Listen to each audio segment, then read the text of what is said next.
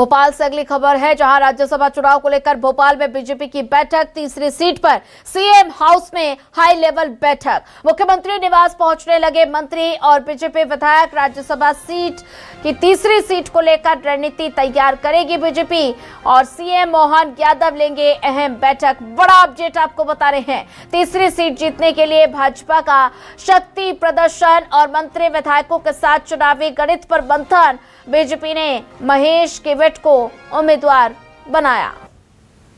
तीसरी सीट पर CM house में हाई लेवल मीटिंग। मुख्यमंत्री निवास पहुंचने लगे मंत्री और बीजेपी विधायक। तीसरी सीट को लेकर सीएम हाउस में हाई लेवल मीटिंग। ये बड़ा अपडेट आपको बता रहे राज्यसभा चुनाव को लेकर।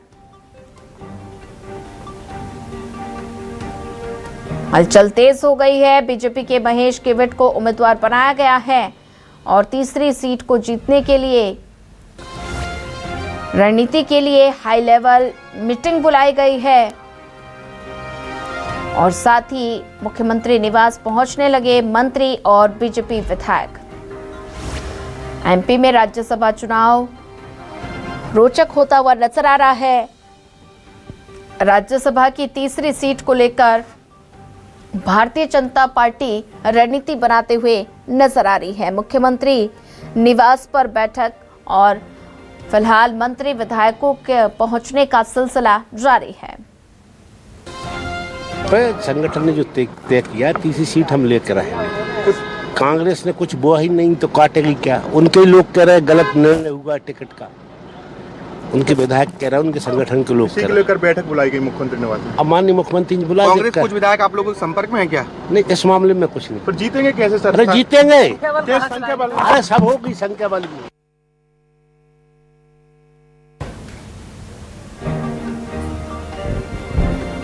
और इसी पर ज्यादा जानकारी साझा करने के लिए संवाददाता संजय पाटीदार हमारे साथ जुड़ चुके हैं। संजय, एमपी में राज्यसभा चुनाव को लेकर हलचल तेज होने लग गई है और तीसरी सीट को लेकर भारतीय जनता पार्टी रणनीति बनाते हुए नजर आ रही है और मुख्यमंत्री निवास पर एक बड़ी बैठक बुलाई गई है जिसमें एमपी विधायकों के पहुंचने का सिलसिला लगातार जारी है।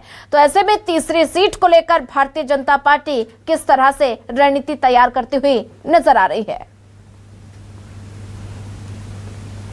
देखिए, मैं आपको बताना चाहूँगा कि तीसरी सीट के लिए जिस तरह से रविवार देर रात जो प्रत्याशी के नाम का ऐलान हुआ, महेश केवट को जो है भारतीय जनता पार्टी ने तीसरा प्रत्याशी बनाया है। या निवाड़ी क्षेत्र ओरछा से ये आते हैं। तो ये फिलहाल अगर इनकी हम बात करें तो ये जो है मछुआ कल्याण बोर्ड के सदस्य भी हैं मध्य प्रदेश में। तो इस वक्त हमारी मौजूदगी जो है सीएम हाउस के बाहर ही, यहाँ पर सुबह 9:30 बजे से ही मंत्री और जो विधायक है उनके आने का सिलसिला लगातार शुरू हो गया है और जो तमाम जो मंत्री और विधायक है वो अब यहाँ पहुँच रहे हैं और इसी चीज़ को लेकर मंथन होगा कि जिस तरह से मध्य प्रदेश में भारतीय जनता पार्टी ने अपना राज्यसभा में तीसरा उम्मीदवार उतारा है महेश केवट के रूप में, तो उनको किस तरह से जीत दिलाई जाए। जिस तरह से हम देखें कि अभी जो 2 राज्यसभा सीटें वो जो हैं बीजेपी की लगभग तय है, लेकिन जो तीसरी सीट है उसको किस तरह से निकाला जाए, क्योंकि संख्या बल के अगर हिसाब से हम देखें तो करीब 10 विधायक जो हैं वो बीजेपी के पास अभी कम है। लेकिन जिस तरह से हम देखें कि एक जो बाप पार्टी के जो विधायक हैं कमलेश्वर डोडिया, अगर उनका समर्थन मिलता है तो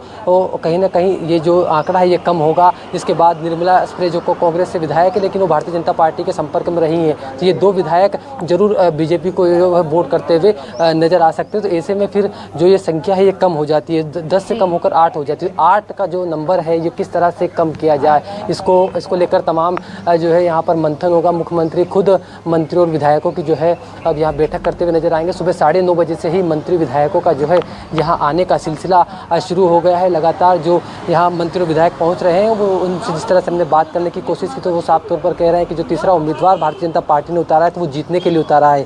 और इससे पहले अगर हम कहें कि मुख्यमंत्री डॉक्टर मोहन यादव ने खुद हल्के अंदाज में इंदौर में कहा था कि जो तीसरी सीट है वो आएगी नहीं तो जाएगी कहाँ, तो उसको लेकर भी जो है मंत्री यहाँ पर दोहराते हुए उनकी बात को नजर आ रहे हैं। तो फिलहाल हलचल आप देख सकते हैं किस तरह से मुख्यमंत्री आवास के बाहर की जो हलचल है वो तेज हो गई है और तमाम मंत्री विधायक जो है यहाँ आने का सिलसिला उनका शुरू हो गया। देखिए जिस तरह से हम बात करें 9:30 बजे से यहाँ आने का सिलसिला शुरू हो गया। मुख्यमंत्री खुद इनकी बैठक करेंगे जिसके बाद मुख्यमंत्री डॉक्टर मोहन यादव भारतीय जनता पार्टी कार्यालय जाएंगे, क्योंकि आज जिस तरह से जो तीसरा प्रत्याशी है उसको नामांकन भी होना है। तो जो उनका समय जो तय तय किया गया है वो करीब 12 बजे का समय जो है भारतीय जनता पार्टी कार्यालय वो जाएंगे, जहां पितृपुरुष कहे जाने वाले पंडित दीनदयाल उपाध्याय है और श्यामा प्रसाद मुखर्जी के चित्र पर माल्यार्पण करेंगे तमाम विधायक। और जिसके बाद मुख्यमंत्री खुद भी उसमें शामिल रहेंगे, प्रदेश अध्यक्ष हेमंत खंडेलवाल शामिल रहेंगे, खुद प्रत्याशी शामिल रहेंगे महेश केवट। जिसके बाद वहाँ माल्यार्पण करने के बाद वो विधानसभा पहुँचेंगे और वहाँ पर आज जो है अपना नामांकन दाखिल करेंगे। तो देखिए मध्य प्रदेश में अब जो है दिलचस्प हो गया है, क्योंकि राज्यसभा चुनाव ये तीसरी सीट जो बीजेपी ने जिस तरह से ये संकेत खुद कैलाश विजयवर्गीय और मुख्यमंत्री मोहन यादव ने दे दिए थे कि जो है अगर दिल्ली से रिजेंटी मिलती है तो निश्चित तौर पर ही जो है तीसरा प्रत्याशी उतारा जाएगा। तो क्या ये समझा जाए कि अब तीसरा प्रत्याशी मैदान में उतर चुका है, तो इसको किस तरह से जिताया जाए उसकी कवायद जो है अब तेज हो गई है। तो मध्य प्रदेश में आज का दिन बड़ा महत्व होगा और आने वाले 10 दिन यानी 18 जून को मतदान होना है और उसी दिन जो है परिणाम आएंगे। तो ये 10 दिन बहुत अहम होने वाले हैं। देखिए खबर अब ये भी आ रही है कि जो मध्य प्रदेश में जो कांग्रेस है वहाँ क्रॉस वोटिंग किस तरह से हो, इस पर जरूर कांग्रेस का भी डर बना हुआ है। तो कांग्रेस जो है अब अपने विधायकों को तेलंगाना या कर्नाटक भेज सकती है, क्योंकि जिस तरह से हमने देखा कि जो कांग्रेस की प्रत्याशी है मीनाक्षी नटराजन वो तेलंगाना में जो है प्रभारी कांग्रेस की रही और वहाँ सरकार है कांग्रेस की। तो ऐसे में कांग्रेस को ये लग रहा है कि वहाँ उनकी विधायकी जो है उनके विधायक को वहाँ रखा जाएगा तो जरूर कोई संपर्क में नहीं रहेगा। तो जो खरीद फरोख्त का जो आरोप लगातार लगाती आ रही है कांग्रेस, तो वो चीज़ों से जो है बचा जा सके, क्रॉस वोटिंग ना हो। तो इसके लिए बाड़ेबंदी जो है वो तय कर दी गई है और तैयारी तमाम कांग्रेस की तरफ से की जा रही है। भारतीय जनता पार्टी फिलहाल कि कांग्रेस में भी खलबली मची हुई है और जैसे कि तेलंगाना और कर्नाटक भेजने का विधायकों को विचार करते हुए कांग्रेस नजर आ रही है। और इसी बीच भारतीय जनता पार्टी भी पीछे नहीं है, भारतीय जनता पार्टी भी पूरी रणनीति के साथ आगे बढ़ रही है, चिंतन मंथन करती हुई नजर आ रही है। तो ऐसे में तीसरी सीट को लेकर भारतीय जनता पार्टी कितनी आश्वस्त नजर आ रही है?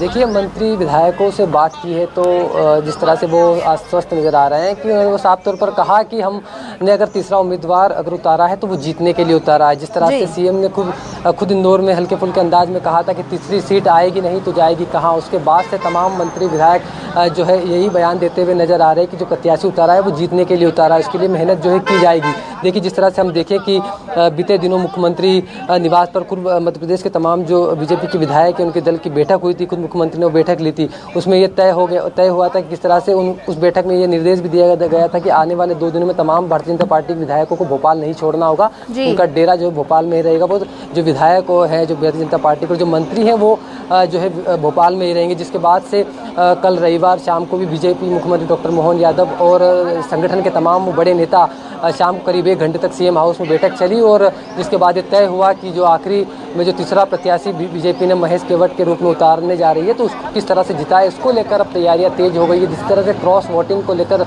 लगातार कांग्रेस को डर है कि क्रॉस वोटिंग ना हो, क्योंकि जिस तरह से मध्य प्रदेश में जो तैयारियां हो रही है बीजेपी की तरफ से उससे कांग्रेस के खेमे में जरूर खलबली मची हुई है कि भाई क्रॉस वोटिंग ना हो जाए। निश्चित तौर पर आप देख सकते हैं किस तरह से लगातार विधायक और मंत्रियों के आने का सिलसिला जो है सीएम हाउस में शुरू हो गया है। तो देखिए जिस तरह से हम बात कर रहे हैं कि कांग्रेस को ये डर है कि कहीं ना कहीं क्रॉस वोटिंग ना हो जाए। जिस तरह से कांग्रेस लगातार ये कह रही है कि अब इनके जो विधायक हैं वो तेलंगाना और कर्नाटक जाएंगे, क्योंकि कर्नाटक की प्रभारी माफ़ कीजिएगा तेलंगाना की प्रभारी रही है ये मीनाक्षी नटराजन। तो वहाँ कांग्रेस सरकार है तो वहाँ इनको ऐसा लगता है कि वहाँ उनके जो तमाम विधायक हैं वो सेफ रहेंगे। तो उसको लेकर अब तमाम जो है बैठकें दोनों ही पार्टी में शुरू हो गई है।